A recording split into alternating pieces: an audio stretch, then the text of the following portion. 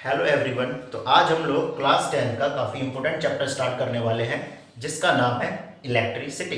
इसकी इंपॉर्टेंस के बारे में मैं आपको बता दूं। अगर आप साइंस के स्टूडेंट हैं तो ये चैप्टर आपका ज़िंदगी भर पीछा नहीं छोड़ने वाला है। तो आइए स्टार्ट करते हैं इलेक्ट्रिसिटी। तो बेसिकली इलेक्ट्रिसिटी है क्या? आपने देखा होगा आपके घरों में काफ़ी सारे ऐसे अप्लाइंसेज हैं जो कि सिर्फ और सिर्फ इलेक्ट्रिसिटी के ऊपर चलते हैं। आपने देखा होगा आप स्विच ऑन करते हो आपके घर का फैन चलने लग जाता है, आप स्विच ऑन करते हो आपका बल्ब जलने लग जाता है। तो ऐसी कौन सी एनर्जी है जो स्विच ऑन करते ही आपके फैन को चला रही है? Yes, basically electricity is a energy. तो जान लेते हैं थोड़ा और बेसिक्स में कि किस तरीके से हमने इस एनर्जी को बनाया, किस तरीके से हमारे पास इलेक्ट्रिसिटी आई। तो आपने देखा होगा जो बड़े बड़े डैम्स होते हैं हम उसमें क्या करते हैं, पानी को स्टोर करके रखते हैं, है ना। तो पानी के स्टोर होने की वजह से उसमें काफी ज्यादा मात्रा में पोटेंशियल एनर्जी स्टोर हो जाती है। अब एक स्मॉल ओपनिंग के द्वारा हम उस पानी को एक टरबाइन पे गिराते हैं। जैसे ये पानी इस टरबाइन पे गिरेगा ये इस टरबाइन को इस तरीके से घुमाएगा। इसी टरबाइन से जुड़ी हुई एक शाफ्ट होती है जो कि जनरेटर में जाती है, जहां से आपकी जो इलेक्ट्रिसिटी है वो बन के बाहर निकलती है। अब हम यहाँ पे देखते हैं कि किस किस तरीके से एनर्जी का कन्वर्जन हुआ और इलेक्ट्रिकल एनर्जी बनी। तो जैसा कि मैंने बोला, डैम में हम पानी को स्टोर करके रखते हैं जिसकी वजह से उसमें पोटेंशियल एनर्जी स्टोर हो जाती है। और जैसे ही हम इस पानी को गिराएंगे तो जब पानी यहाँ पे फ्लो करेगा तो फ्लो होने की वजह से इसमें वेलोसिटी बहुत ज्यादा आएगी, जिसकी वजह से ये किस में कन्वर्ट हो जाएगा, काइनेटिक एनर्जी। पोटेंशियल एनर्जी किस में कन्वर्ट हुई, काइनेटिक एनर्जी। और जैसे ही ये पानी इस टरबाइन पे गिरेगा, अब टरबाइन क्या है, टरबाइन एक मूविंग पार्ट है, तो इसके अंदर जो एनर्जी स्टोर होने वाली है उसको बोलते हैं मैकेनिकल एनर्जी। तो जैसे ही ये काइनेटिक एनर्जी वाला पानी इस टरबाइन पे गिरेगा ये टरबाइन गोल गोल घूमेगा और ये काइनेटिक एनर्जी किस में कन्वर्ट हो जाएगी, मैकेनिकल एनर्जी। अब ये मैकेनिकल एनर्जी जो है टरबाइन के थ्रू किस में ट्रांसफर होगी, जनरेटर में। जनरेटर इसको क्या करेगा, इलेक्ट्रिकल एनर्जी बना के बाहर निकालेगा। यस, तो इस तरीके से ये काफी बेसिक है। ऐसा नहीं है कि सिर्फ इसी तरीके से हम इलेक्ट्रिकल एनर्जी बनाते हैं, और भी अलग अलग तरीके हैं, बट ये बहुत ज्यादा बेसिक है। तो इस तरीके से हम क्या करते हैं, इलेक्ट्रिकल एनर्जी बनाते हैं, यहां से फिर ये पोल्स के द्वारा आपके घरों में ट्रांसफर हो जाती है। तो अब हम जानते हैं इलेक्ट्रिसिटी के टाइप्स के बारे में। इलेक्ट्रिसिटी भी दो टाइप की होती है, एक को बोलते हैं स्टैटिक इलेक्ट्रिसिटी और इसका दूसरा टाइप है current electricity. Yes, static, static means आप बस इन वर्ड्स का मतलब समझ जाओ, आपको ये पूरा कॉन्सेप्ट समझ में आ रहा है। स्टैटिक मतलब होता है रेस्ट, करंट मतलब होता है मोशन। जब आपके चार्जेस रेस्ट में होंगे और रेस्ट में रहने की वजह से जो इलेक्ट्रिसिटी प्रोड्यूस होगी उसको बोलते हैं स्टैटिक इलेक्ट्रिसिटी। जब आपके चार्जेस मोशन में होंगे उस समय जो इलेक्ट्रिसिटी बनेगी उसको बोलेंगे हम क्या, करंट इलेक्ट्रिसिटी। अब बेसिकली ऐसा होता कब है, ये तो हमने कभी देखा ही नहीं है। देखो, आप लोगों ने बचपन में एक गेम खेला होगा, बचपन में ये गेम हम सबने खेला है। हम क्या करते हैं, स्केल को अपने सर पे रब करते हैं और रब करके छोटे छोटे जो पेपर के पीसेस होते हैं उनको उठाते हैं। तो कभी सोचा है कि ऐसा क्या हुआ उस स्केल में जिसकी वजह से वो पेपर के जो पीसेस हैं छोटे छोटे वो अट्रैक्ट हो गए स्केल की तरफ? तो देखते हैं क्या होता है। सपोज कर लेते हैं स्केल है, जैसे ही हमने रब किया तो due to the heat, due to the friction उसमें चार्जेस डेवलप होंगे। सपोज स्केल पे जो चार्जेस डेवलप हुए वो प्लस चार्जेस डेवलप हुए। हमारा जो पेपर है, ध्यान रखना हमने पढ़ा है 9th क्लास में, हमने पढ़ा था केमिस्ट्री में, कोई भी मटेरियल हो वो हमेशा इलेक्ट्रिकली न्यूट्रल होता है। इलेक्ट्रिकली न्यूट्रल मींस जितने नंबर ऑफ पॉजिटिव चार्ज इसमें होंगे उतने ही नंबर ऑफ नेगेटिव चार्ज होंगे। तो सपोज हम देख लेते हैं इसमें जितने नंबर ऑफ पॉजिटिव चार्ज हैं उतने ही नंबर ऑफ नेगेटिव चार्ज हैं, सारे रैंडमली इधर उधर हैं। अब जैसे ही मैं ये रब की गई स्केल को इस पेपर के पीस के पास लेके आता हूं, तो ड्यू टू द इंडक्शन क्या होगा, ये जितने भी पॉजिटिव चार्ज हैं ड्यू टू द रिपल्शन ये क्या हो जाएंगे, साइड में चले जाएंगे, इस कॉर्नर पे आ जाएंगे।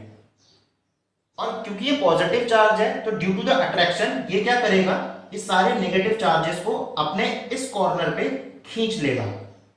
अब ध्यान से देखो, यहाँ पे एक सेपरेशन हो गया चार्जेस का, पॉजिटिव चार्ज इस साइड है, नेगेटिव चार्ज इस साइड है। हमें मालूम है पॉजिटिव नेगेटिव अट्रैक्ट करता है, ये पेपर के पीस को क्या कर लेगा, अट्रैक्ट कर लेगा due to the electric field. तो इस समय अब ये जो पेपर है आपका, ये अट्रैक्ट हुआ किसकी वजह से, इलेक्ट्रिसिटी की वजह से। आप स्वेटर पे इवन मैं इस मार्कर से इस बोर्ड पे लिख रहा हूं, this is also the example of static electricity. अब बहुत लोग सोचेंगे कि ये इलेक्ट्रिसिटी कैसे हो सकती है, yes this is a electricity.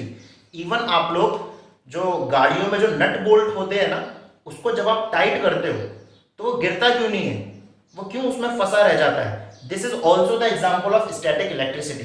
देखिए किस तरीके से, जब मैंने मार्कर से कुछ भी बोर्ड पे जैसे लिखा मैंने मार्कर से, तो क्या हुआ, मार्कर पे जो मार्कर के जो इलेक्ट्रॉन्स थे वो इलेक्ट्रॉन्स बोर्ड के इलेक्ट्रॉन से क्या किए, रब किए।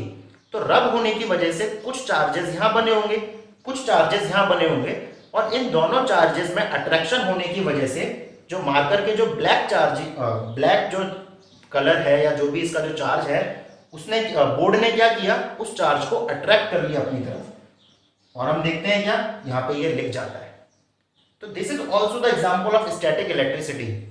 ओके, तो इलेक्ट्रिसिटी और करंट इलेक्ट्रिसिटी की अगर हम बात करें तो करंट इलेक्ट्रिसिटी पे तो हम पूरा चैप्टर पढ़ने ही वाले हैं, इसको हम थोड़ा बेसिक में हमें इसको जानना था, हमने जान लिया, बाकी करंट इलेक्ट्रिसिटी के ऊपर हम पूरा चैप्टर अभी पढ़ेंगे। ओके, तो ये क्लियर है आप लोगों को, काफी इंटरेस्टिंग है, तो काफी मजा आने वाला है। हम काफी छोटे छोटे और इजी एग्जाम्पल से, डेली लाइफ के एग्जाम्पल से ना इस चैप्टर को समझेंगे तो काफी ईजी होने वाला है हमारे लिए। तो अब हम अपने आप को थोड़ा सा सिलेबस की तरफ लेके चलते हैं। तो हमारा पहला टॉपिक है current. What is current, the rate of flow of charge. अच्छा, आपने दो वर्ड्स के बारे में काफी सुना होगा, एयर करंट और water current. What is air current, air current means हवा का बहना, and what is water current, water current means पानी का बहना। Then what about electric current, electric current means charges का बहना। Yes, the electric current means the flow of charges, it means charges का बहना। अच्छा, यहाँ पे हमारे दो वर्ड्स हैं, रेट एंड चार्ज। तो इनका मतलब क्या है, रेट और चार्ज का मतलब, किन चार्जेस के बारे में बात हो रही है। जैसा कि हम जानते हैं चार्जेस कितने होते हैं हमारे नेचर में, दो टाइप के चार्जेस होते हैं, एक होता है पॉजिटिव और एक होता है नेगेटिव। पॉजिटिव कौन होता है, एक एटम के अंदर पॉजिटिव होता है प्रोटॉन और नेगेटिव होता है इलेक्ट्रॉन। तो किसी भी एटम के अंदर दो चार्जेस होते हैं, एक होता है पॉजिटिव जिसको बोलते हैं प्रोटॉन, एक होता है नेगेटिव जिसको बोलते हैं इलेक्ट्रॉन। ठीक है, अब जैसा कि हमें मालूम है एक एटम इलेक्ट्रिकली न्यूट्रल होता है, यानी उसमें जितने नंबर ऑफ पॉजिटिव चार्जेस हैं उतने ही नंबर ऑफ नेगेटिव चार्जेस हैं, इट मींस इलेक्ट्रॉन। तो यहाँ पे हम जिन चार्जेस के बारे में बात कर रहे हैं, जो चार्जेस फ्लो करेंगे, याद रखना प्रोटॉन के बारे में यहां बात नहीं हो रही है, यहां पे बात हो रही है इलेक्ट्रॉन्स के बारे में। अब कौन से इलेक्ट्रॉन्स फ्लो करेंगे, free electrons, free electrons, yes. अच्छा, अब इसको हम थोड़ा अपनी देसी भाषा में समझते हैं कि ये फ्री इलेक्ट्रॉन्स का मतलब क्या हुआ, यही ऐसे क्यों है, फ्री इलेक्ट्रॉन्स ही क्यों जो करंट को फ्लो करा रहे हैं। अच्छा, एक एग्जांपल देता हूं, सपोज आप लोग क्रिकेट खेल रहे हो, आपकी मम्मी ने बोला कि यार सब्जी लेके आनी है, तो तुम क्या बोलोगे, नहीं मम्मी अभी मैं बिजी हूं, अभी मैं खेल रहा हूं, जैसे ही फ्री होगा वैसे ही सब्जी लेके आऊंगा। तो आप सब्जी लाने ले जाने का काम कब कर रहे हो, जब आप फ्री हो। सिमिलरली किसी भी कंडक्टर में जो करंट को एक जगह से दूसरी जगह पास कराते हैं वो फ्री इलेक्ट्रॉन होते हैं, कभी भी कोई इंगेज्ड इलेक्ट्रॉन या बॉन्डेड इलेक्ट्रॉन करंट को इधर से उधर पास नहीं कराता है। Is it clear? तो फ्री इलेक्ट्रॉन्स क्या करते हैं, फ्री इलेक्ट्रॉन्स किसी भी कंडक्टर में इलेक्ट्रिसिटी को या करंट को एक एंड से दूसरे एंड पास कराते हैं। ओके, और जैसा कि हमें मालूम है सेम चार्जेस रिपेल करेंगे, बचपन में ही पढ़ा था ये हमने। अपोजिट चार्जेस अट्रैक्ट करेंगे। नाउ अब हम बात करते हैं इस दूसरे वर्ड के बारे में। इस दूसरे वर्ड का मतलब देखो क्या है, रेट। रेट मतलब जब हम किसी भी फिजिकल क्वांटिटी को टाइम के साथ कंपेयर करेंगे तो उसको फिजिक्स में क्या बोलते हैं, रेट। ठीक है, किसी भी फिजिकल क्वांटिटी को टाइम के साथ कंपैरिजन करना, तो उसके लिए हम क्या वर्ड यूज करते हैं, रेट। जैसा कि हमने 9th क्लास में एक डेफिनेशन देखा था, the rate of change of velocity is known as acceleration. तो यहाँ पे चेंज ऑफ वेलोसिटी क्या है, v माइनस यू, और रेट क्या है, अपॉन टी। तो वही सेम चीज हमें यहाँ फॉलो करनी है। ठीक है, तो रेट मतलब क्लियर हुआ, किसी भी फिजिकल क्वांटिटी को टाइम के साथ कंपेयर करना, उसको हम क्या बोलते हैं, रेट। उसको हम क्या बोलते हैं, rate. Is it clear? Okay, तो अब ये दोनों वर्ड आपको क्लियर हुए। चार्ज मतलब जो भी फ्री इलेक्ट्रॉन्स है उसके बारे में बात करेंगे, रेट मतलब जब हम इसको टाइम के साथ कंपैरिजन करेंगे। तो इसी पूरे डेफिनेशन को ध्यान में रख के जो फॉर्मूला बनेगा, what will be the formula, charge. याद रखना, चार्ज को डिनोट करते हैं हम Q से, और रेट अभी अभी मैंने बताया था अपॉन T। तो what will be the formula of current, I equal to Q upon T। Yes, this is the required formula. अब यहां पे थोड़ा SI यूनिट देख लेते हैं। SI unit of current is ampere. ये एक साइंटिस्ट का नाम है, उनके नाम पे हमने ये SI यूनिट रखी है। क्योंकि SI unit of charge is coulomb, and time की हम SI यूनिट जानते ही हैं,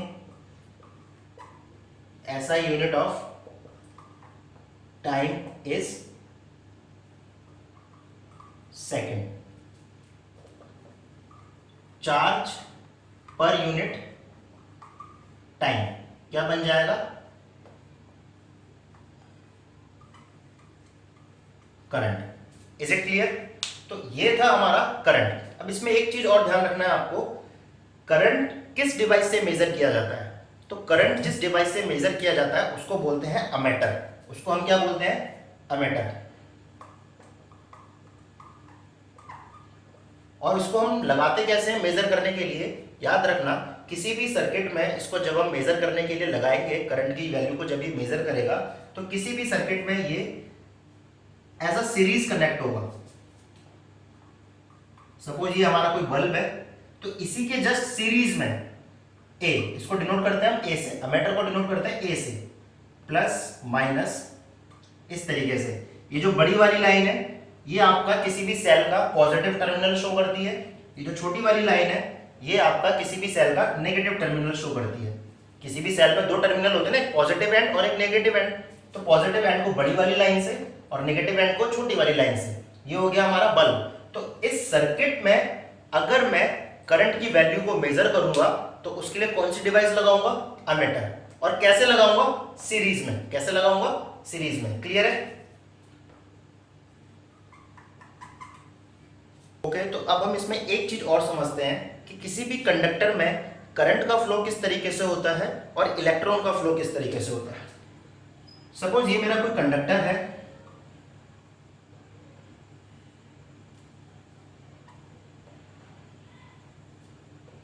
यहां से मैंने इसको एक बैटरी से कनेक्ट किया है, ये मैंने एक स्विच लगाया है। सपोज अभी ये जो स्विच है ये ओपन है, यानी इसमें किसी भी तरीके का कोई करंट अभी फ्लो नहीं हो रहा है। तो जब करंट फ्लो नहीं होगा तो सपोज मेरे जो इसमें इलेक्ट्रॉन्स हैं वो इलेक्ट्रॉन अभी रैंडमली किसी भी डायरेक्शन में मूव कर रहे होंगे, कोई भी डायरेक्शन हो सकती है उनकी। बट जैसे ही मैं इसमें इस स्विच को ऑन करूंगा तो यहां से मेरा करंट का जो डायरेक्शन होगा वो याद रखना हमेशा पॉजिटिव टर्मिनल से नेगेटिव टर्मिनल की तरफ करंट का डायरेक्शन होता है। यानी जो करंट फ्लो होगा वो इस डायरेक्शन में फ्लो होगा। लेकिन इसी का जस्ट उल्टा जो इलेक्ट्रॉन का डायरेक्शन होगा वो इसके जस्ट अपोजिट डायरेक्शन में होगा। किस तरीके से, इस तरीके से। ये सारे इलेक्ट्रॉन्स हैं जो आपके वो पॉजिटिव एंड की तरफ जाएंगे। तो ये थोड़ा आपको याद रखना पड़ेगा कि जो इलेक्ट्रॉन का जो डायरेक्शन होता है वो हमेशा करंट के डायरेक्शन में अपोजिट होता है। तो यानी आप किसी भी कंडक्टर में जब आप करंट अप्लाई करते हैं या वोल्टेज अप्लाई करते हैं, अभी वोल्टेज क्या होता है वो नेक्स्ट टॉपिक में हम समझेंगे।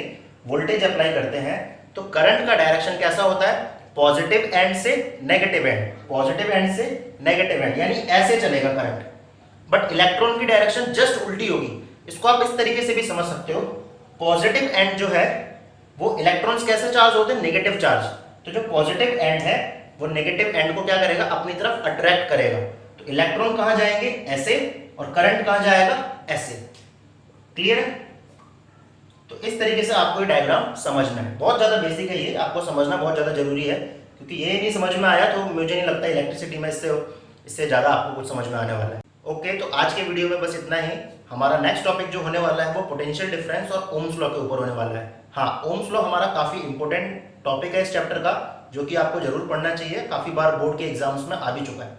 तो अगर आपको ये वीडियो पसंद आया हो तो आप लाइक करिए, सब्सक्राइब करिए और कमेंट करके हमें बता सकते हैं कि आपको ये वीडियो कैसा लगा। और अगर आपको इस पूरे टॉपिक में जो भी आज हमने पढ़ा उसमें अगर कोई डाउट है तो आप मुझे कमेंट करके पूछ भी सकते हैं। और अगर आप चाहते हैं कि मैं किसी और टॉपिक पे वीडियो बनाऊं तो आप मुझे कमेंट करके वो भी बता सकते हैं। तो मिलते हैं अपने नेक्स्ट वीडियो में, तब तक के लिए bye bye, take care, stay home, stay